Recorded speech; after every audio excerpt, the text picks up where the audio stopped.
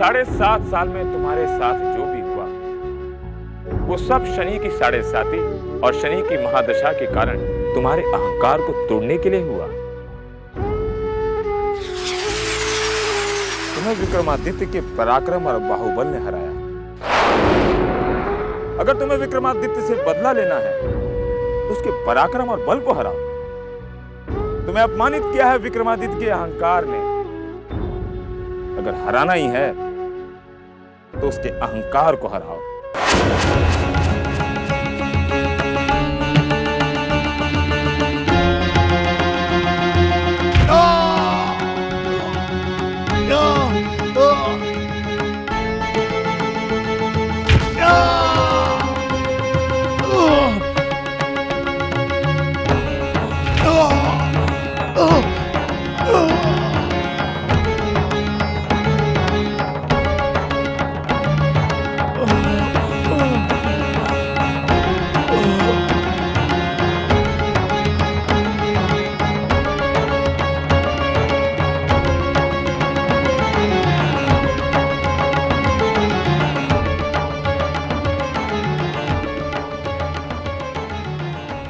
तुम्हारे अहंकार ने तुम्हारे बाहुबल और सैन्य शक्ति को अपना आधार बना रखा था। इसीलिए तुम्हारे अहंकार को हराने के लिए तुम्हारे बाहुबल को नष्ट करना पड़ा। अन्यथा तुम्हारी सारी तपस्या व्यर्थ हो जाती। शनिदेव, आपने जो भी किया वो ठीक किया, पर आपने मुझे इस हाल में, इस संसार में अकेला और निसहाय छोड़ दिया। तुम अकेले कहां थे विक्रमादित्य? तुम्हारे साथ था तुम्हारे पत्नी का प्रेम और उसकी भक्ति की शक्ति। उसकी भक्ति के आगे स्वयं मैं भी नतमस्तक हूं। अन्यथा तुम्हारे भाग्य में इससे भी कठोर दंड था। अब चाहे बिजली गिरे या ये आसमान फट जाए, हम यहाँ से तब तक नहीं हिलेंगे जब तक ऋषि रुद्रांत हमें और हमारे पति को क्षमा नहीं कर देते। ओम शं शनैश्चराय नमः। ओम शं शनैश्चराय नमः। ओम शं शनैश्चराय नमः। ओम शं शनैश्चराय नमः। उज्जैनी की महारानी को खत्म कर दो। पकड़ो।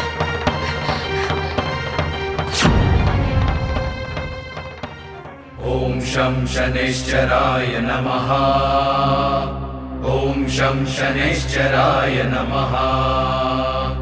ओम शं शनैश्चराय नमः। ओम शं शनैश्चराय नमः।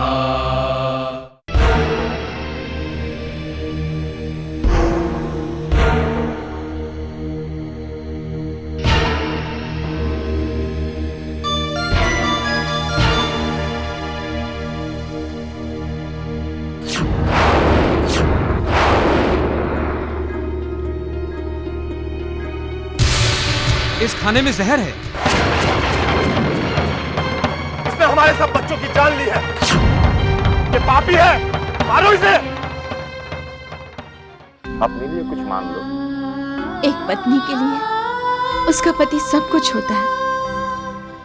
अगर देना है तो हमारे पति को हमें वापस लौटा दीजिए। तुम्हें अपने लिए क्या चाहिए? मेरे पति सुखी तो मैं सुखी। और अगर फिर भी आप हमें कुछ देना चाहते हैं तो मेरी भक्ति का सारा फल मेरे पति को दे दीजिए। ओम शं शनैश्चराय नमः। ओम शं शनैश्चराय नमः। ओम शं शनैश्चराय नमः। शनिदेव, आपने तो हमारे ही कर्मों का दंड हमारी पत्नी को भी दे दिया। क्या अहंकार को जड़ से निकालने का और कोई मार्ग नहीं था? मनुष्य अपना सच्चा बल तभी पहचान पाता है जब उसका बाहुबल नष्ट हो जाता है, और वो बल है प्रेम का। इससे बलशाली और कुछ भी नहीं। अब तुम प्रेम को जानते हो। अपने रोम रोम में महसूस कर सकती हैं।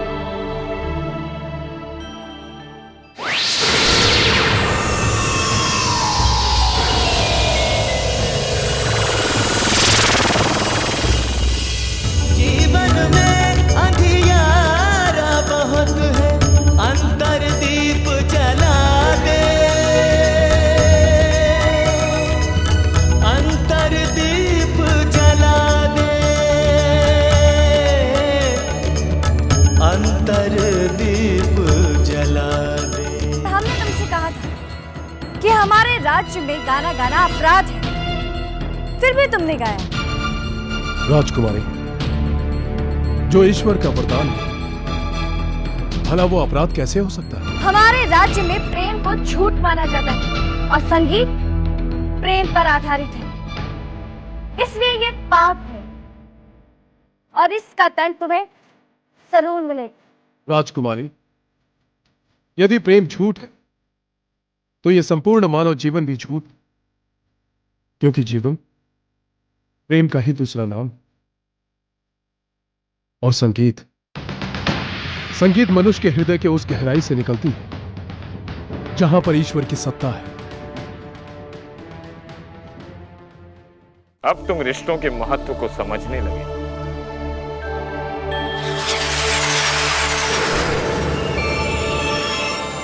तुम इन राजमहल वालों को नहीं जानते भीमा, इनके सीने में पत्थर होते हैं।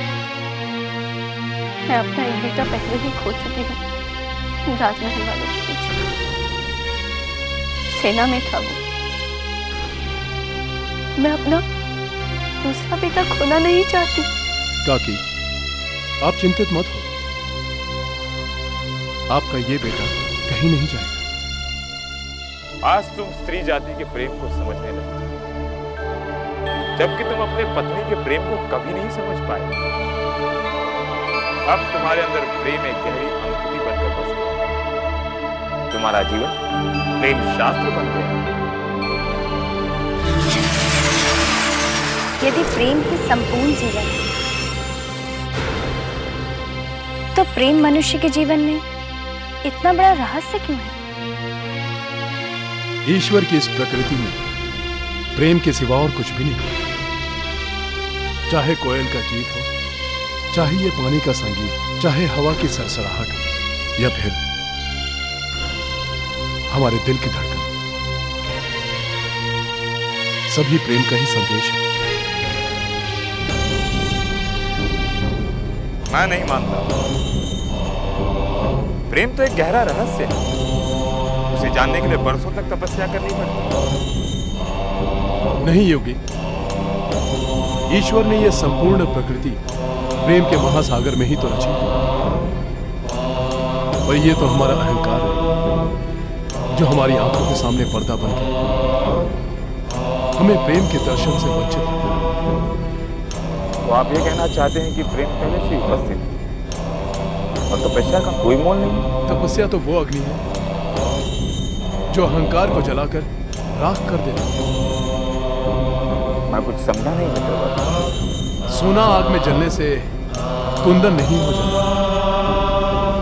वो तो कुंदन ही है। बस आग में तपने से उसके अंदर की मैल भस्म हो जाती है और वो हमें कुंदन दिखता है। ठीक उसी तरह तपस्या हमारे अंदर के मैल को भस्म कर देती है और फिर हमें प्रेम के दर्शन हो जाते हैं। शनिदेव, क्या अब आप ये कह सकते हैं कि आज से हम अहंकार से मुक्त हो गए हैं? अब स्वयं देख लो। एक बात बताओ भीमा, प्रजा राजा से होती है या राजा प्रजा से? राजा कभी महान नहीं होता, प्रजा उसे महान बनाती है। अच्छा, अब ये बताओ, चक्रवर्ती सम्राट में ऐसी क्या विशेष बात होती है? वो तो अवश्य महान होता होगा। चक्रवर्ती वो अहंकार का नाम है जो एक राजा अपने शक्ति के बल पर दूसरे राजाओं से मनवाता है कि वो एक चक्रवर्ती सम्राट है।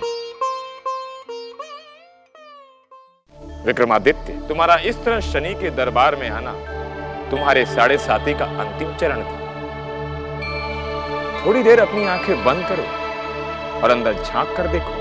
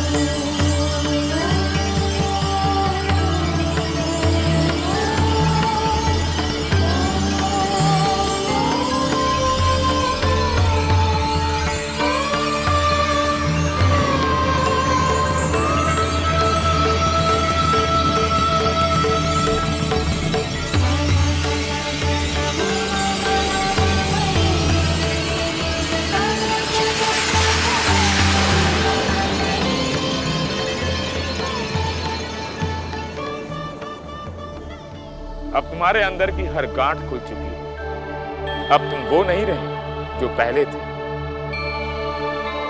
7.5 ने तुम्हें पीतल से सोना बना दिया है विक्रमादित्य। हमारी भूलों को क्षमा कर दीजिए शनिदेव। हम तुमसे बहुत प्रसन्न हैं विक्रमादित्य।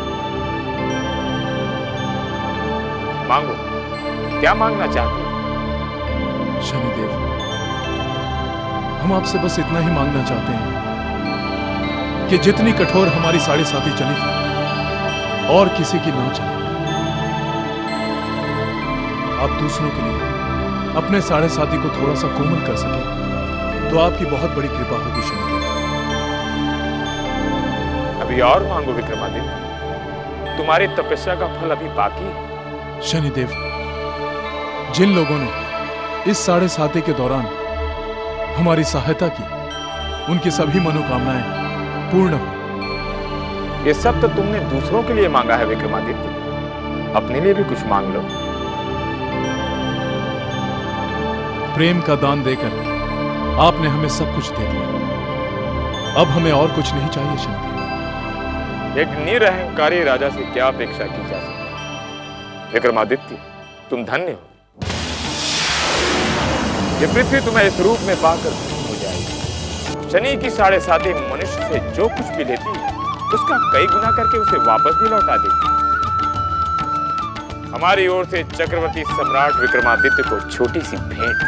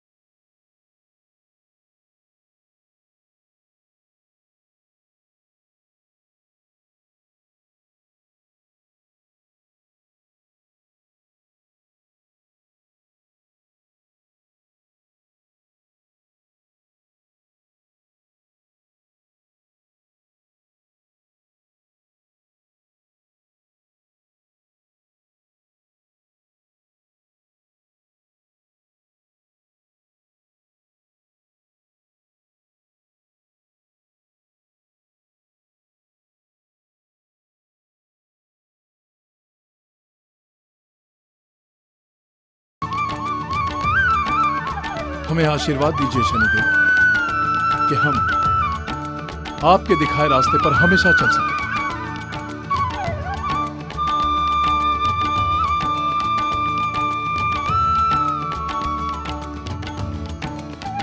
जाओ विक्रमादित्य, उज्जैनी तुम्हारी प्रतीक्षा कर रही है।